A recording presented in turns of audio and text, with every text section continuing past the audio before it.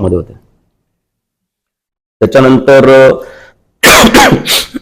Angelina Sontakke जिला पुण्यात पकडलं, तर त्यावेळेस तिची एक राईट हँड जी भोसरीत राहत होती, जे वेल नोन नक्षलिझम मधली नावं अशी असतील. त्याच्यानंतर जेएम रोडचे सिरियल ब्लास्ट आहेत, तर ते जे ब्लास्ट झाले होते, ते जे बॉम्ब बनवले ते पिंपरी मध्ये बनवले होते. कासारवाडी रेल्वे स्टेशनच्या बाजूला एक छोटंसं घर घेतलं तर रेंटवरती, त्या मुलांनी त्या घरात बॉम्ब बनवले होते. ही घटना आहे. विजय सारस्कर एन्काउंटर स्पेशलिस्ट, त्यांनी 92च्या दरम्यानच्या थोड्या आधी देहू मध्ये छोटा राजन गँगचा दिलीप कुलकर्णी नावाचा गँगस्टर होता, शार्प शूटर, त्याचा एन्काउंटर केलेला आहे. अगदी म्हणजे अशा बऱ्याच घटना सांगू शकतो आपण की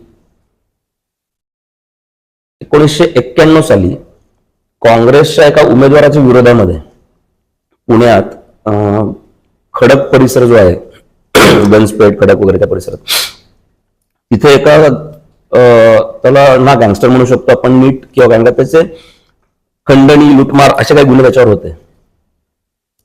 तर शेख म्हणून होतो, मोहम्मद शेख, त्यांनी निवडणूक लढवली 91ला आणि त्याच्या प्रचाराला हाजी मस्तान आले होते पिंपरीमध्ये, पुण्यामध्ये.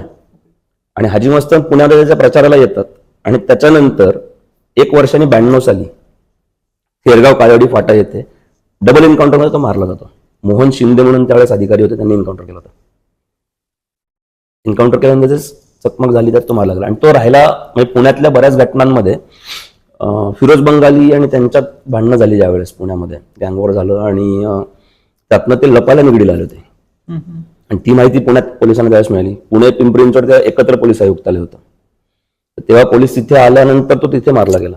अशी अनेक उदाहरणं आहेत. म्हणजे मेघनाथ शेट्टी, किंवा त्याचा एन्काउंटर पुण्यामध्ये झाला, पण त्याचा अख्खा अस्तित्व पिंपरी चिंचवडला होतं. राजेंद्र जोशी होते अधिकारी, त्यांनी केलं होतं. राम जाधवांसारखे अधिकारी आहेत की ज्यांनी एन्काउंटर स्पेशलिस्ट म्हणून, म्हणजे सर्व्हिसमध्ये असताना महाराष्ट्र पोलीस दलामध्ये सलग 3 वेळा राष्ट्रपती पदक मिळवणारा एकमेव अधिकारी आहे. जे पिंपरी चिंचवडलाच त्यांची बऱ्यापैकी कारकीर्द झाली, पुण्यात झाली, आसपासच्या परिसरात एन्काउंटर्स खूप झाले. अगदी शेवटचा आता श्याम दाभाडे एन्काउंटर राम जाधवांचा आहे असं. तर त्यामुळे तो एक प्रकार आहे की ज्यामध्ये गँगस्टर म्हणाल तर ऑलमोस्ट सगळी लोक तिथे येऊन गेली. हाजी मस्तान, करीमलालांचा पिंपरी चिंचवडला येणं जाणं असायचा. वरदराजांचा एक मानसपुत्र, म्हणजे पिंपरी चिंचवडला एक लिंक रोड म्हणून परिसर आहे, फेमस आहे, चिंचवड आणि पिंपरीला जोडणारा. तिथे एक लँड पार्सल आहे, ऑलमोस्ट 5 एकर जागा असेल, ती मेन रोड टच जागा आहे. तुम्ही आजही बघू शकता, तिथे बोर्ड आहे वरदराजांचा मानसपुत्राची जागा म्हणून.